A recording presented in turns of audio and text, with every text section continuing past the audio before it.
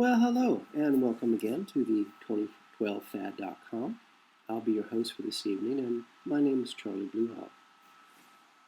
Last night we talked about fairy tales, the stories that I've heard not just over the years, but over the last more than 40 years, more than 4 decades, from any number of different people, up to and including CIA agents who confused me as being one of their own and were quite shocked to discover I was not one of their own. I was actually at a meeting once where I was trying to find investors for a business plan I had called IVBC, Internet Video Broadcasting Company, IVBC.com. And my concept was to create a cyber television network, the fifth at that time television network. This goes back a few years.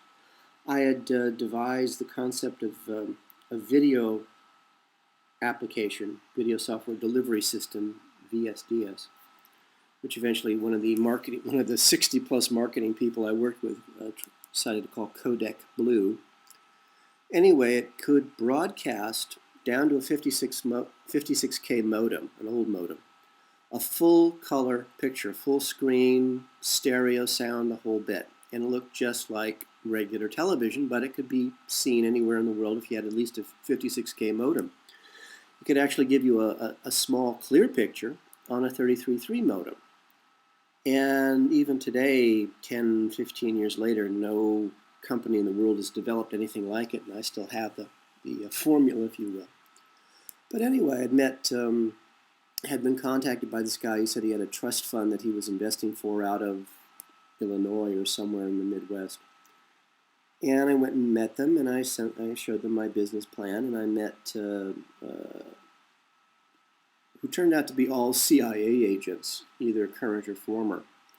And they were, not surprisingly, working with this guy who had this $650 million trust fund that he was investing in. And the guys thought, as CIA agents often do, they think they're very clever, and they started talking what they thought was riddles in front of me. And it turned out, I realized what they were talking about instantly, and it turned out they were talking about, again, another fairy tale about Planet X, which is actually a dead brown dwarf star, passing back into the plane of our solar system. But Planet X is a dead brown dwarf star. It's not a planet.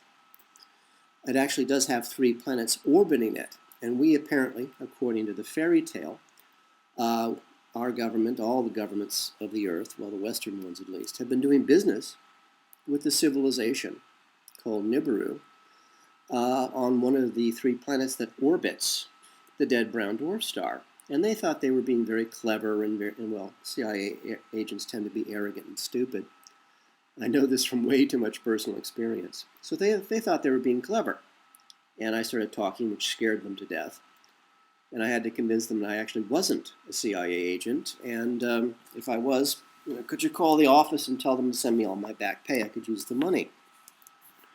So anyway, I've been hearing these fairy tales over and over and over again, sometimes in other languages, which I then have to translate and try to figure out, what the heck is being said to me. And there's an old Bruce Willis movie called The Fifth Element, where he says, and I quote, I only speak 2 languages, English and bad English. And that pretty much sums me up. I'm a good American. I have no facility with languages at all, not even Spanish. And I mostly spent my life in New York and Los Angeles, where mostly people just speak Spanish. But these are fairy tales. These are things that I have not seen with my own eyes. And these are things I cannot point to you and say, go look there for proof, because they're fairy tales. But I keep hearing them, year after year, decade after decade. So tonight, I thought we might chat about free will versus the hand of God. And this sort of comes under the fairy tale genre, I suppose, because I was thinking to myself quite casually, there's a company called TSA. TSA basically molests little children, infants, grown-ups, adults, soldiers, military personnel, just because in the United States you decide to get on an airplane. There's a non-governmental agency hired by the United States of America Incorporated, because the United States is no longer a constitutional republic. It is now a corporation. You are an asset of that corporation. You are a resource. You are a human resource, but you're just an asset, you're property. So you'll do what you're told because the corporation owns you. I was thinking to myself, wouldn't it be cool if God, whoever or wherever she happens to be, just reached out her hand and caused all of the TSA agents in the United States who are finger raping little children, even as we speak, caused all these psychopaths and lunatics and morons and gibbering idiots simply to vanish.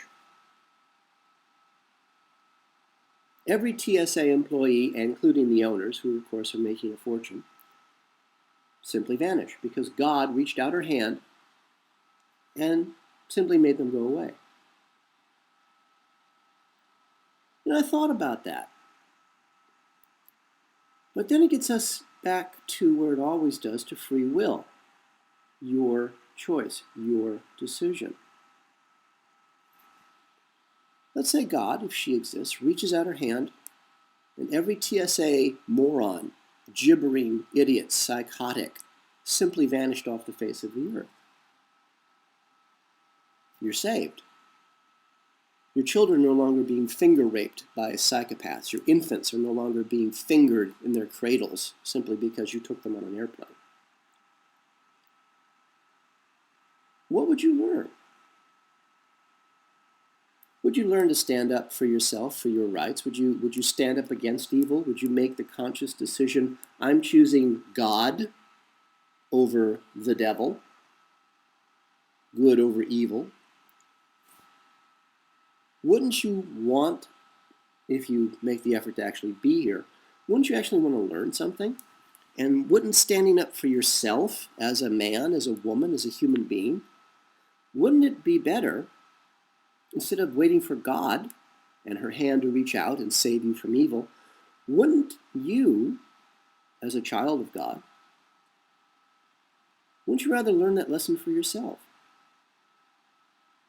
I mean, anyone who's had children, or I never have, but I've been around a lot of little children.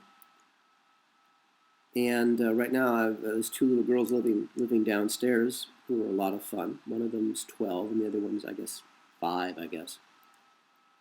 And I watch them interact with their mother.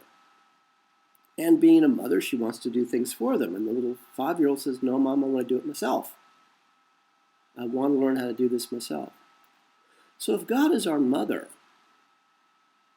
and we're her children, are we going to expect God to save us every time we get in trouble?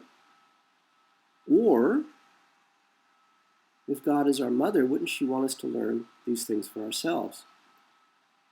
I mean, because if God, your mother, saved you every single time, how would you learn to feed yourself? How would you learn to house yourself? How would you learn to protect yourself against evil? What would you learn if your mom did everything for you?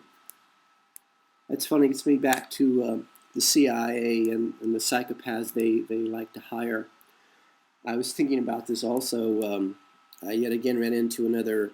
He claims he was a CIA agent. In fact, he was actually just an asset of the CIA and is just being used by them to help destroy democracy in Italy. And the interesting thing about all of the assets that the CIA likes to collect is they all have the mentality of very small children. They all believe themselves to be great heroes and great defenders of the United States, but the reality is they're just little children, 5 years old. And in this one fellow's particular case, he's 50 years old. And yet his mentality is that of a 5-year-old because his mama spoiled him rotten. His female relatives spoiled him rotten. And then he married a woman, and forgive me, she's very ugly. And you just ask him, he'll tell you how beautiful he is, how physically beautiful he is. And yet he married a really ugly woman, who he refers to nowadays as the dumb redneck. But he married this really ugly woman because he needed a second mommy.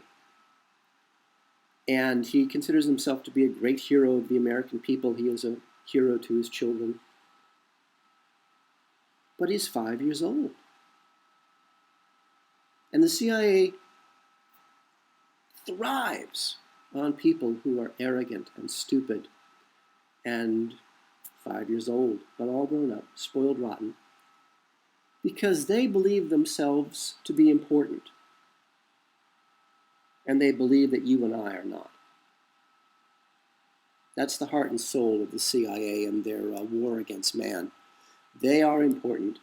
You and I are not. So my thing about God reaching down and saving us from evil at the very last moment, I've actually heard numerous times people say to me, well, I'm not worried about it. The world will end. Well, the world will just change. But at the last moment, God will reach down her hand and take me up to heaven because I'm good, I'm righteous, I'm pious and all those other things. God will save us. And then I think, well, if God saves us, how would we learn anything?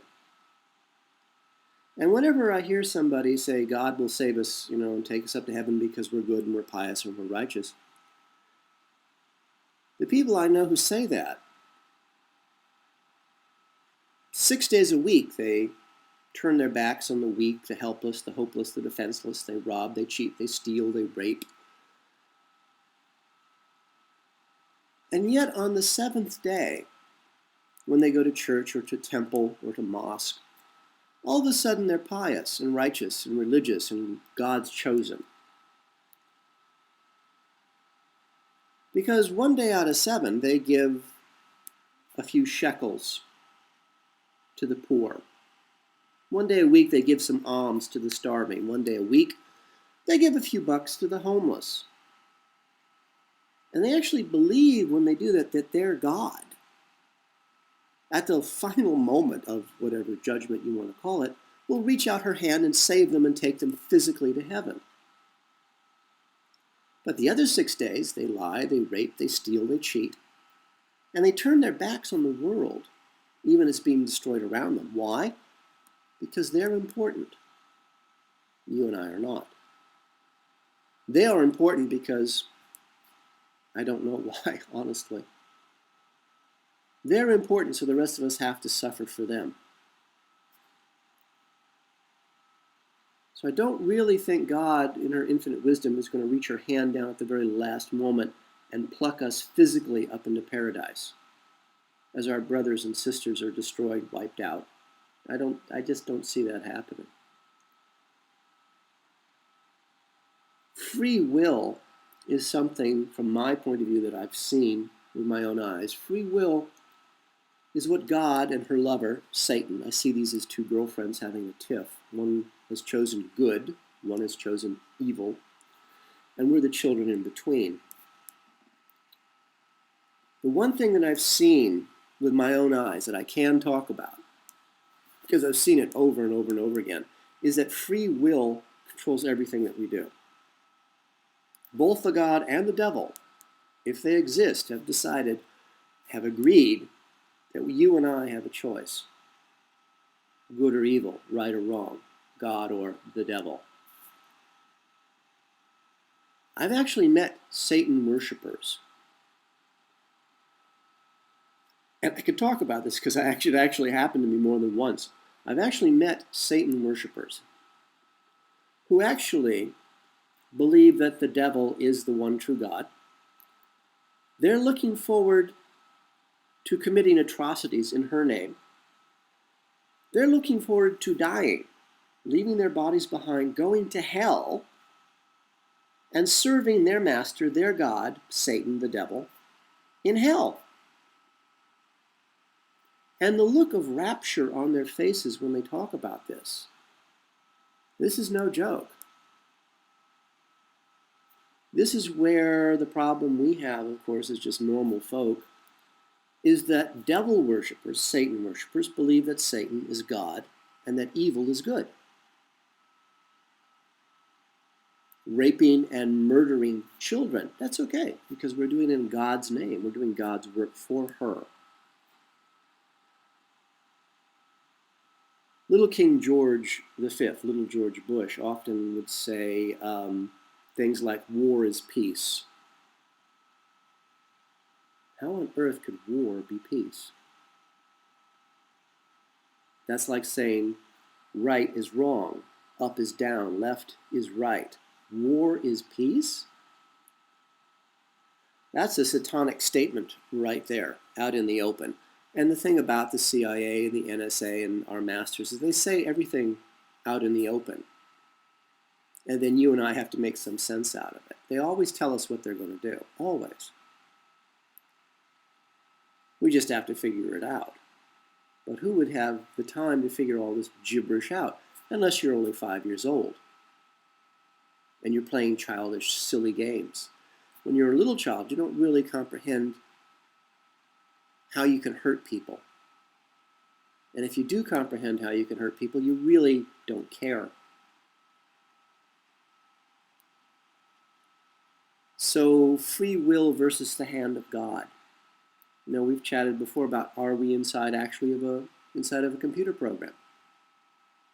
Are you and I actually students at university, and we're 19 years old, and our parents have paid a lot of money to give us the best education we can get? And to do that, we go to university, and every day at 9 a.m. we go to class, we lay down on a couch, we plug our minds, our physical brains, into a computer. We then become part of the computer, part of the program.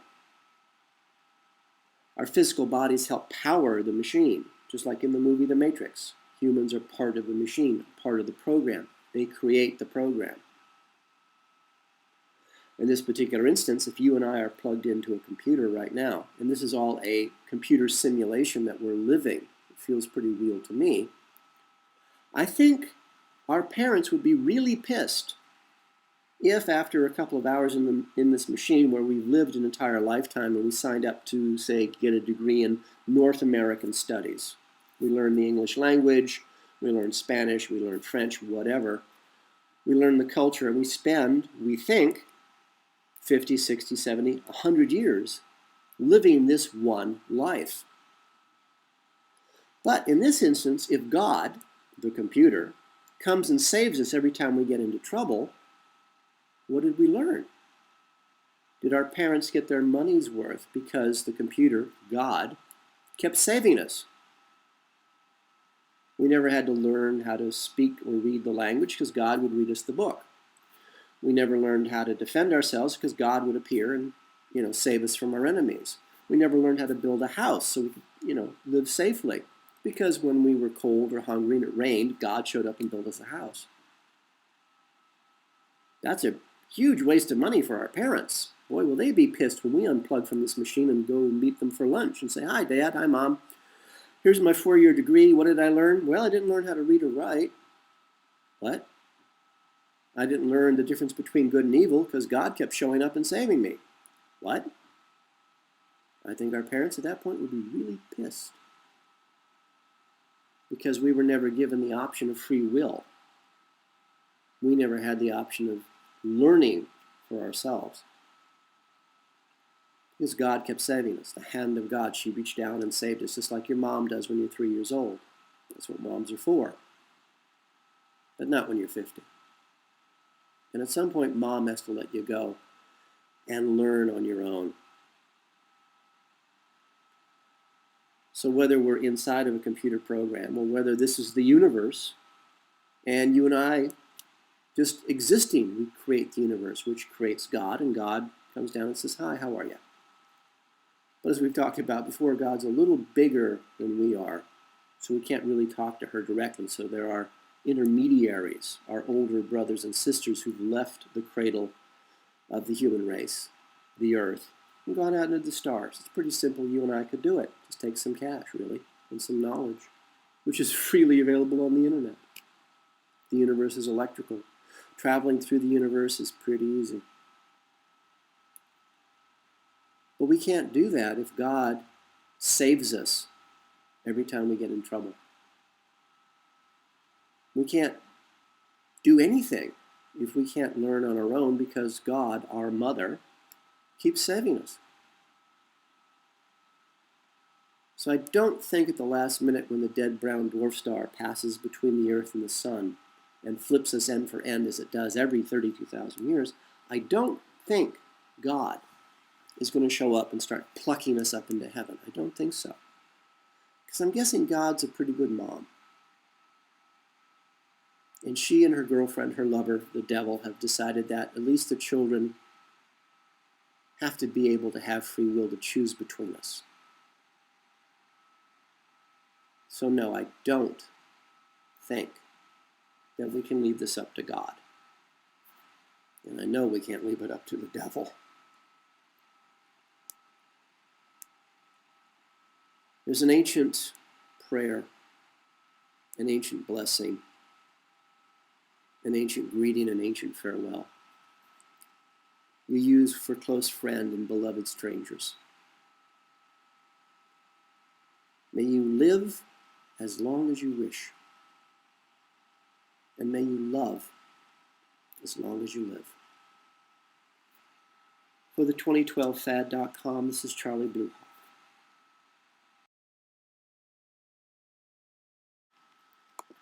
The 2012 Fad is brought to you by Coffee and Blood, Love Letters Between the Dead, a series of 5 erotica horror novels about a fallen angel finding his way back to regain his own soul, and how the CIA war against the human race, their black magic, captures and traps him in the body of a mind-controlled slave designed to hunt down and to kill their god, their Satan.